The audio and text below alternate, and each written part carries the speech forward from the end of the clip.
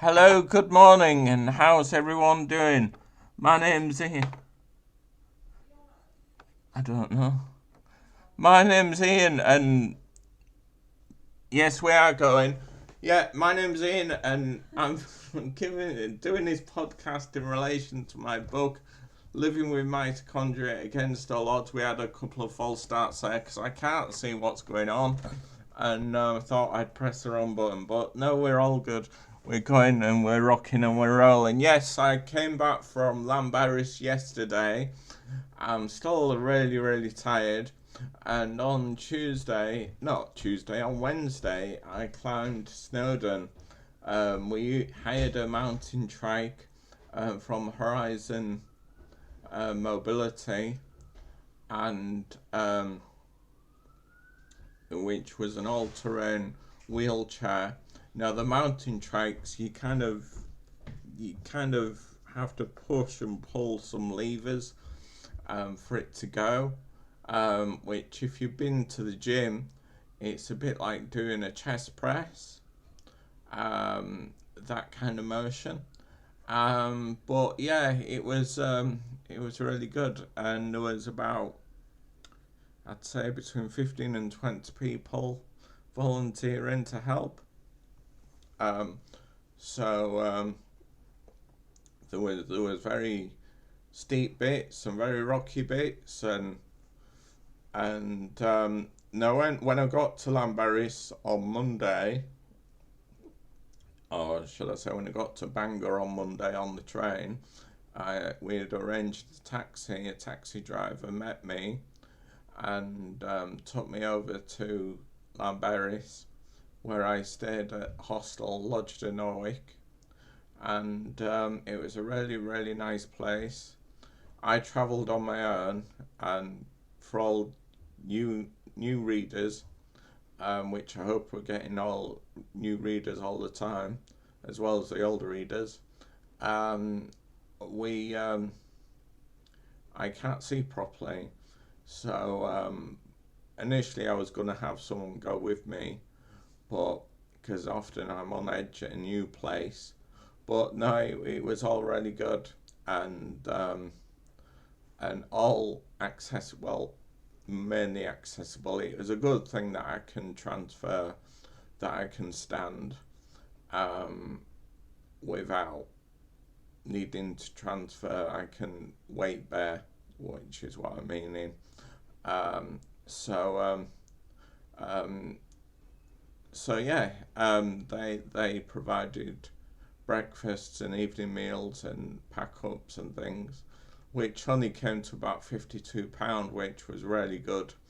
At the end of my stay, when I had to get the money out.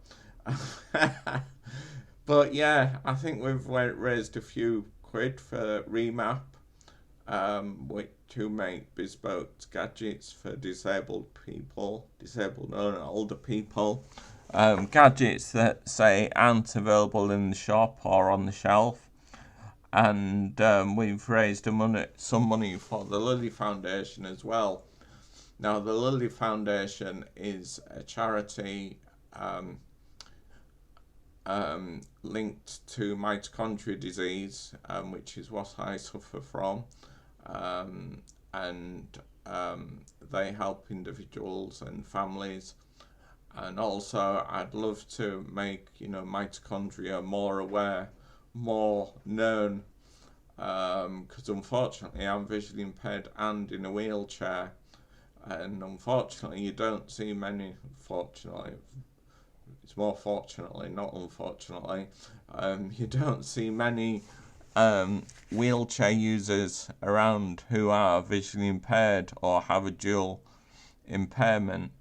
Um, so we need to make that more well known and more aware.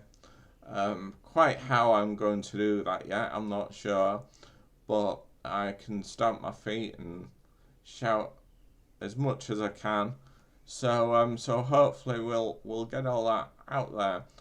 Now on the day before we did the climb, I met up with Jim Galligan, who kind of pieced it all together, and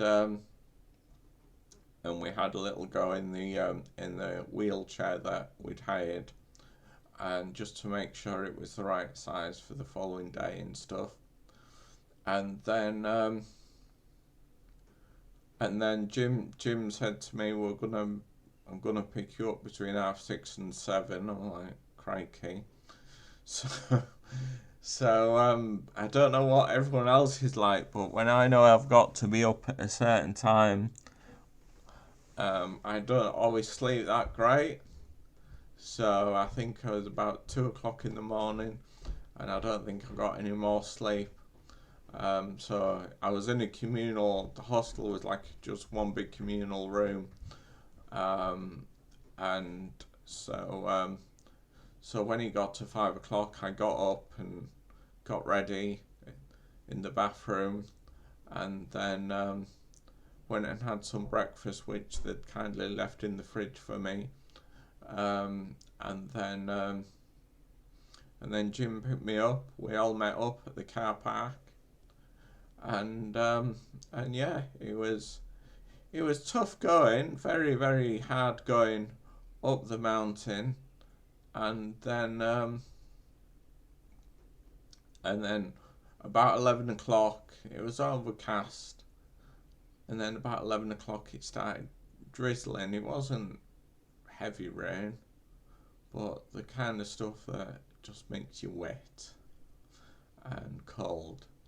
So we got to the top, and then there was a cafe which we were able to go and have a sit down and some lunch and a cup of tea, and then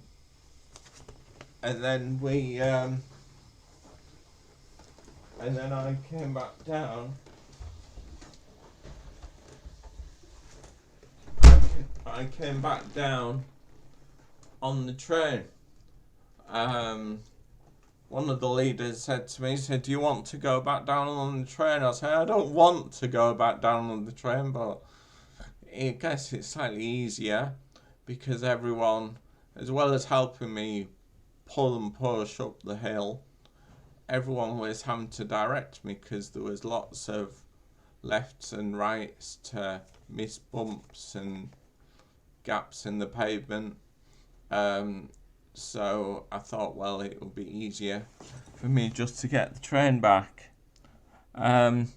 So that's what we did, and then we went and had a well-deserved pint of cider in the pub, and then the following day, I got my taxi back to Bangor from Llanberis, and then got 2 or 3 trains back to York, and it was really, really enjoyable and really good. Everyone was really helpful, and keep looking on socials, and that over the next few days we'll be putting some pictures and some footage out there, and also, if you don't see them on the socials, if you look on the website, which is www.mitoactionman.co.uk,